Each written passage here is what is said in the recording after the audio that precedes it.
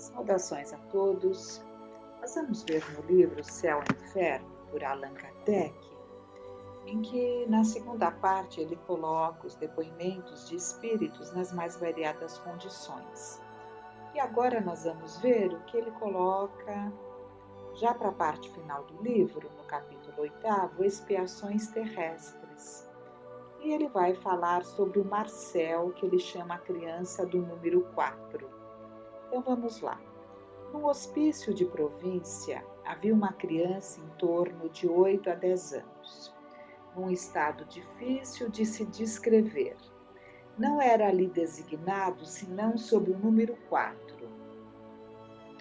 Inteiramente contrafeito, seja pela disformidade natural, seja em consequência da doença, suas pernas contornadas tocavam o seu pescoço.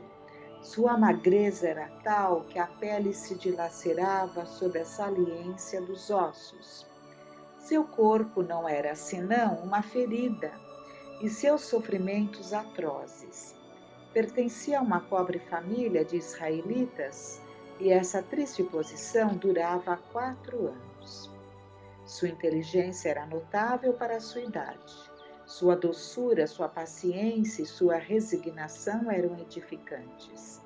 O médico no serviço do qual se achava, tocado de compaixão por esse pobre ser, de alguma forma abandonado, porque não parecia que seus parentes viessem vê-lo frequentemente, interessou por ele, contentando-se em conversar, encantado por sua razão precoce.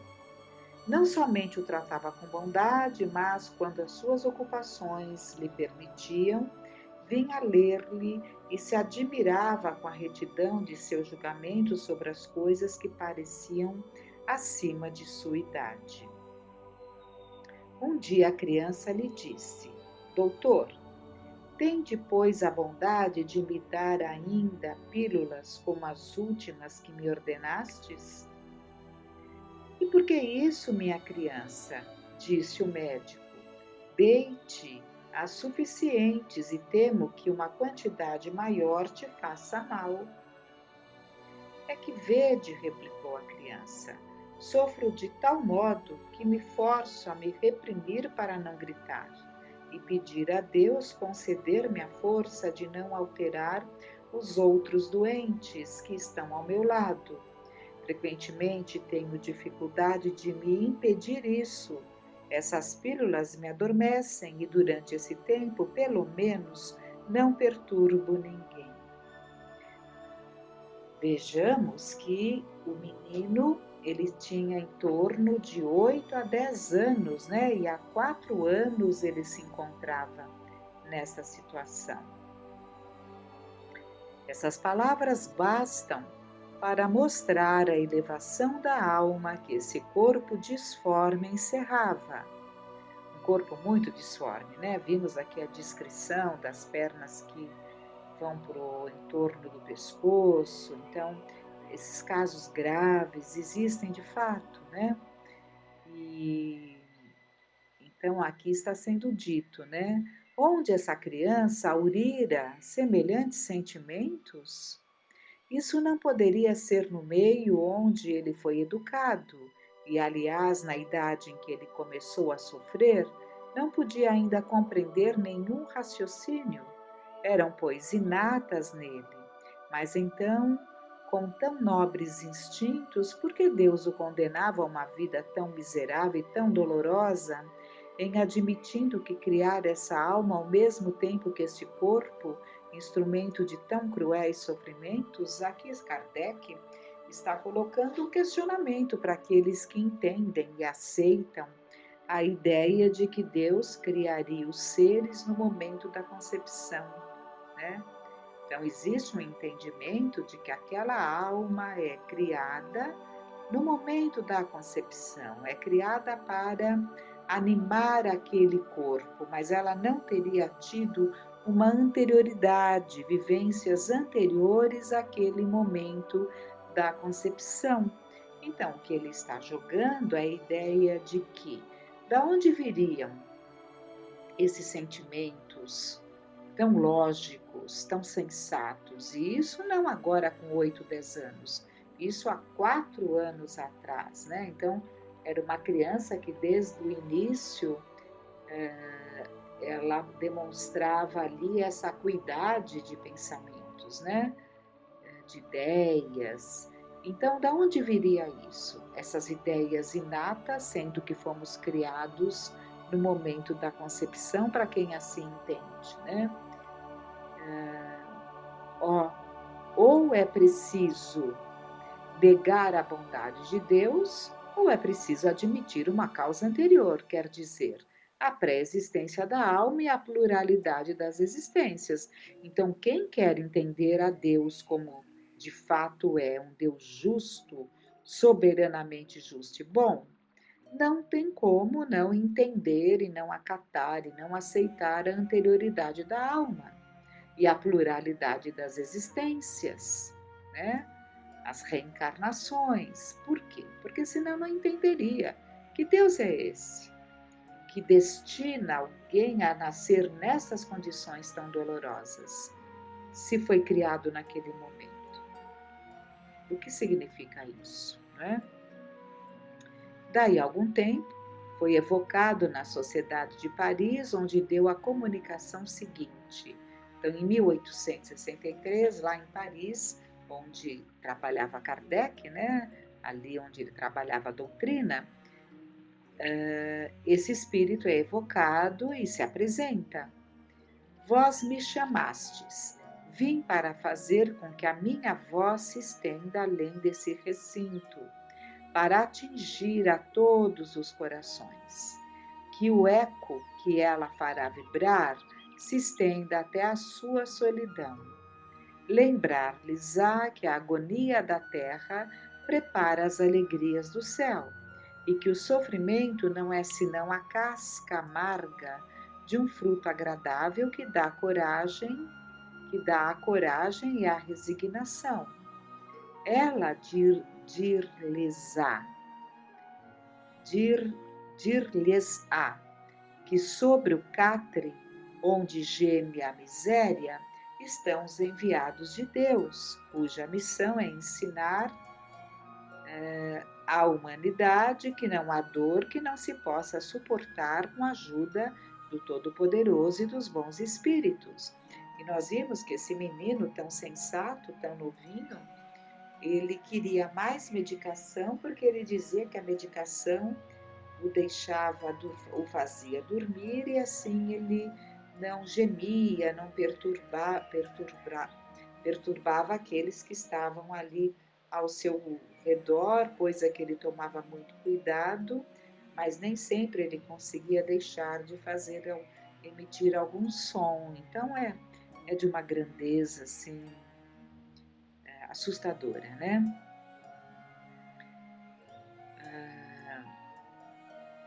Vamos ver. Dir-lhes-á, ainda para escutar os lamentos se misturando às preces e compreender-lhes a harmonia piedosa tão diferente dos acentos culpados do lamento se misturando às blasfêmias. Um dos vossos bons espíritos, grande apóstolo do Espiritismo, consentiu deixar neste lugar esta noite. Também devo dizer-vos a meu turno algumas palavras do progresso de vossa doutrina. A nota é que Santo Agostinho, pelo médio com o qual se comunica habitualmente na sociedade. Então, por isso que um dos vossos bons espíritos, esta noite, né, concedeu que ele falasse. Então, ele está se referindo ao Santo Agostinho. Ela deve ajudar, então a palavra dele deve ajudar em sua missão aqueles que se encarnam entre vós para aprenderem a sofrer. O Espiritismo será o esteio indicador, terão o exemplo e a voz, será então que os lamentos serão mudados em exclamações de contentamento e em pranto de alegria. Parece, segundo o que acabais de dizer, então fazem essa pergunta para o espírito, né? Parece, segundo o que é capaz de dizer, que os vossos sofrimentos não eram a expiação de faltas anteriores. Eles não eram uma expiação direta, mas estejais seguros de que toda dor tem a sua causa justa, né? Tem a sua causa justa. Aquele que conhecestes tão miserável foi belo, grande, rico e adorado. Eu tinha lisonjeadores e cortesãos, eu era vão e orgulhoso. Outrora fui bem culpado, reneguei a Deus e fiz o mal ao meu próximo. Mas eu espiei cruelmente, primeiro no mundo dos espíritos e em seguida sobre a terra. Isso que suportei somente durante alguns anos, nesta última e muito curta existência, sofri durante uma vida inteira até a extrema velhice. Por meu arrependimento, reentrei na graça diante do Senhor.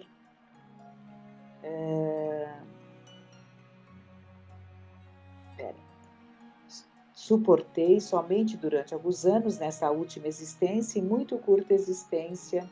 Sofri durante uma vida inteira até a extrema velhice. Por meu arrependimento, reentrei na graça do Senhor, que se dignou confiar-me várias missões, cuja última vos é conhecida. Solicitei-lhe para arrematar a minha depuração. Adeus, meus amigos, retornarei algumas vezes entre vós. Minha missão é a de consolar e não de instruir. Mas há tantos aqui cujas feridas estão ocultas que estarão contentes com a minha vinda, Marcel. Aí o Santo Agostinho vai falar sobre essa manifestação desse espírito Marcel.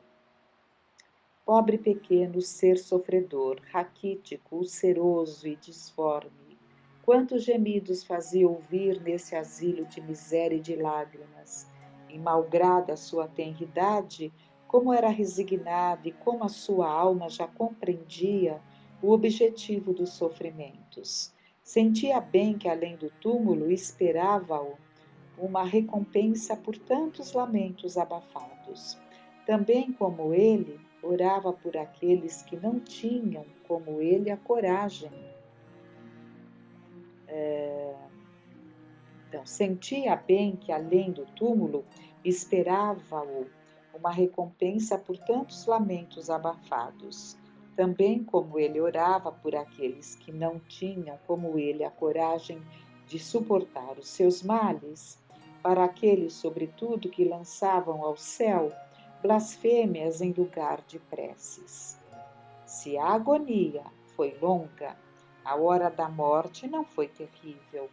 Os membros convulsionados se torciam sem dúvida e mostravam aos assistentes um corpo deformado se revoltando contra a morte.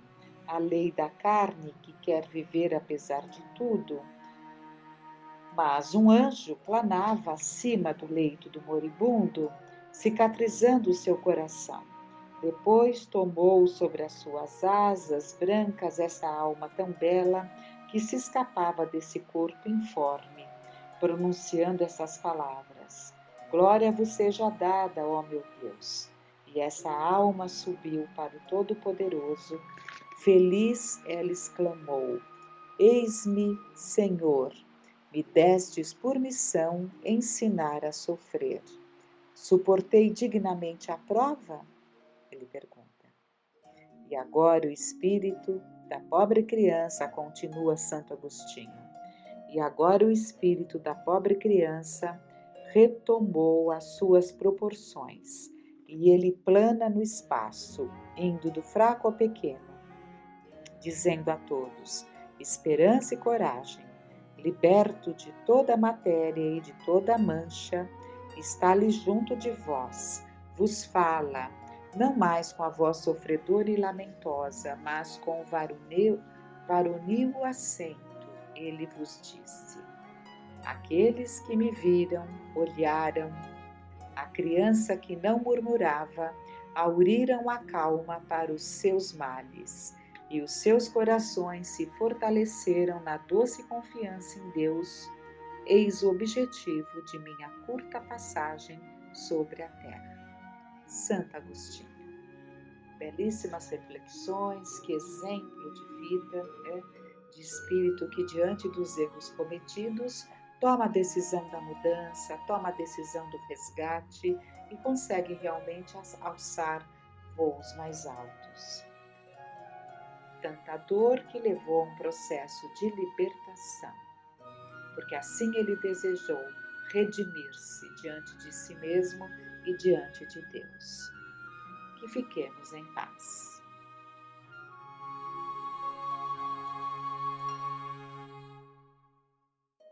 Olá a todos, nós hoje trouxemos o livro Depois da Vida, que é um livro psicografado pelo Edivaldo Pereira Franco, e tem relatos de vários espíritos sofredores, espíritos em recuperação e espíritos felizes, que foram aqueles que desencarnaram em condições tranquilas, serenas, que atingiram aí um grau de maturidade que permitiu esse desencarne mais feliz, mais tranquilo.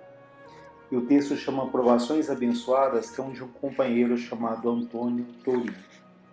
Ele diz: a vida na Terra, considerada do ponto de vista espiritual, como aliás deverá ser, muda completamente o significado que vem apresentando.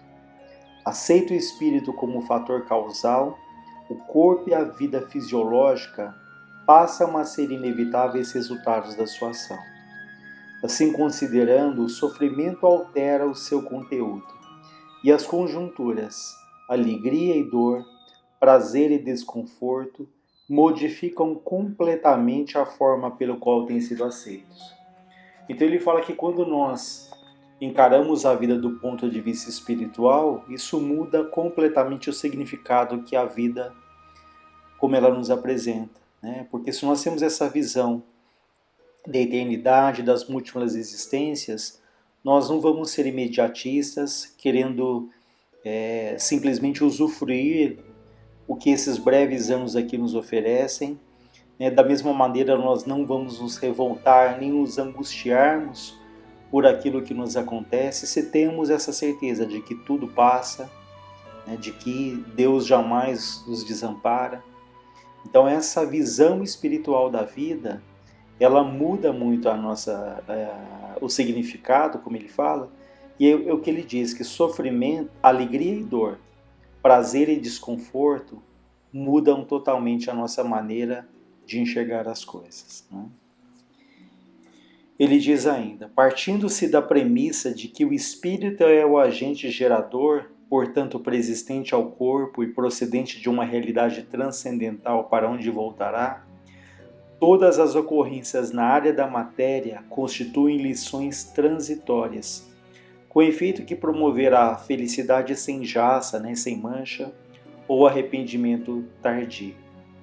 Graças a esse comportamento, as coisas no mundo assumem a importância e adornam-se do valor que nós lhe atribuímos. Então veja que quando encaramos as dores como lições transitórias que passam, quando nós partimos do princípio que o Espírito é a causa de tudo, é o que ele diz, as coisas do mundo assumem a importância e o valor que nós lhe damos. Por isso a gente tem sempre repetido, nós temos que pedir muito a Deus, não que afaste os nossos problemas, não que nos livre das dificuldades, mas que Ele nos dê o quê? Lucidez. Que nós possamos perceber ali o real significado de cada coisa e decidirmos por aquilo que é mais importante. Até aquela analogia de que se você oferece para um cavalo um prato cheio de diamantes e outro prato cheio de milho, o que ele prefere? Qual vai ser a escolha dele? Naturalmente o prato de milho, e trazendo para a nossa vida quantas coisas brilham ali aos nossos olhos, quantas coisas chamam a nossa intenção, mas nem sempre são as coisas que não vão nos dar paz, não são as coisas que não vão nos dar ali a serenidade que no fundo todos nós procuramos. Por isso é dito em relação às escolhas e de perceber e dar o valor às coisas como de fato elas são, o valor que cada coisa merece. Ele diz, um câncer para um espírito resoluto, para um espírito firme, decidido e confiante, pode ser encarado como uma bênção, enquanto pequeninas alfinetadas para um temperamento precipitado, desesperado, que se analisa pelo desequilíbrio interior e pela ingratidão às leis de Deus, representam um verdadeiro infortúnio que leva à loucura. Então vejam que ele fala, um câncer para um espírito confiante, decidido, pode ser uma bênção, Quantas vezes a gente presencia casos assim de pessoas que ficam ali doentes, e que elas a partir daquele momento lutam pela vida e passam a valorizar a vida que tem, não aquela vida que gostariam, mas de valorizar aquilo que já tem, e amam a vida, ainda que essa vida apresente ali muitas lutas, muitas dificuldades até de uma doença. Enquanto outras pessoas ali, como ele fala, que tem ali uma enxaqueca, ou coisas pequenas, acabam levando ali ao desespero, profundamente incomodadas, se queixando, se revoltando contra Deus, contra a vida, e acabam ampliando de uma maneira enorme, de uma maneira intensa, as dificuldades ali que poderiam passar por elas, sem tanta dor, sem tanto sofrimento. Mas a falta de confiança, a revolta, a amargura, tudo isso intensifica ali a prova pelo qual a pessoa está passando. Então ele fala das pequeninas alfinetadas que acabam incomodando profundamente alguns, e outros têm ali uma doença mais séria e acabam amando a vida e lutando com otimismo mesmo assim. Então ele continua dizendo, a gama dos padecimentos humanos tem variantes que são difíceis de serem estabelecidas. O que para alguém é de vital importância, para outros de nenhum valor se reveste. Para alguns a doença é uma maldição e a saúde é uma dádiva de Deus. Para outros a saúde tem sido um veículo de corrupção e de pesar, enquanto outros consideram a doença um cadinho purificador, um caminho de purificação, graças ao qual anelam, desejam pela libertação. Experimentei de perto muitas vicissitudes no peregrinar de uma vida modesta na terra. Então esse companheiro ele passou uma vida ali humilde, como ele vai dizer lá na frente, quase de um semi-anonimato, sem grandes projeções. Muitas vezes, ele diz, parecia-me que as conjunturas conspiravam contra os meus ideais. Lutador, coletava poucos louros, poucos triunfos, poucas vitórias, poucas glórias. Afatigando-me no trabalho, eu reunia resultados desconfortantes. Insistindo no bem, percebia-me sitiado por forças da delinquência, mas em contrapartida conheci o Espiritismo, que me deu a verdadeira visão da vida que é essa, a de natureza espiritual, ensinando-me onde estava a matriz dos acontecimentos e ao mesmo tempo oferecendo-me os recursos da fé, que são a metodologia para bem o sofrer. Então, se de um lado ele trazia ali essas lutas tão grandes, do outro lado ele diz que ele conhece o Espiritismo, que foi fortalecendo ali a fé, foi um sustentáculo, um amparo, uma luz que permitiu que ele passasse pela existência aprendendo e tirando ali todo o proveito que ele podia das lutas que a vida oferecia a ele.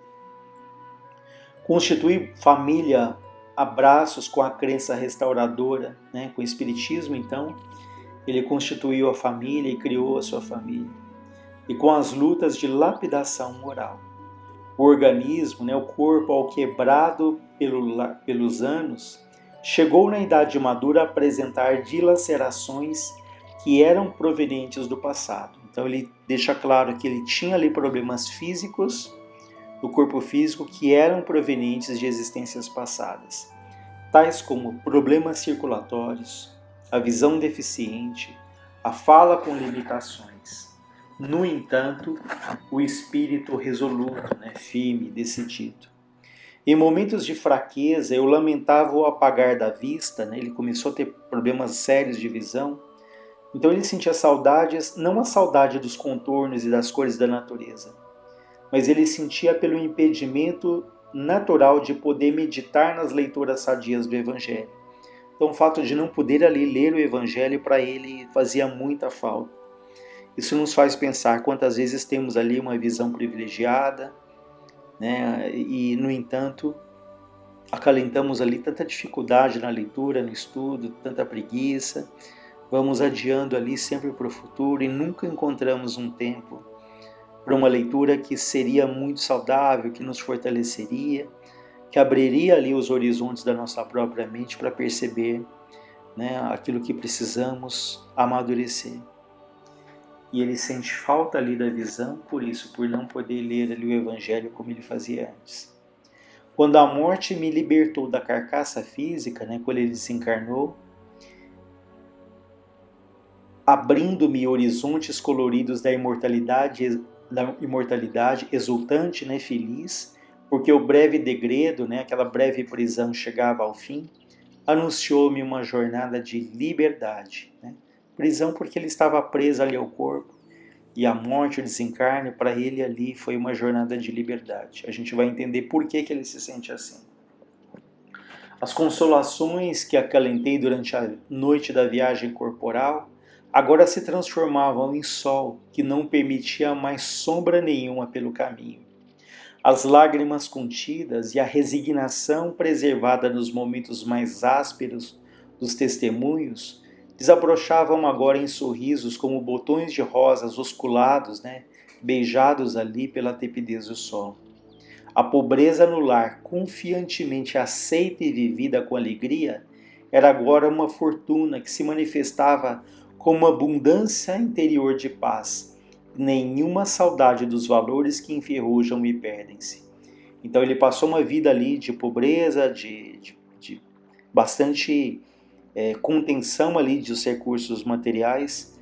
No entanto, ele fala, ele aceitou essa condição e ele viveu essa situação com alegria, né? Porque nós podemos, nessa existência, temos ali uma existência muito difícil, que as coisas não caminham como gostaríamos. No entanto, quantas vezes essa limitação, apesar de todo o nosso esforço, pode ali ter grandes aprendizados da simplicidade, de valorizarmos o pouco que a gente tem, de vivermos com aquilo que a gente tem e sermos felizes com isso.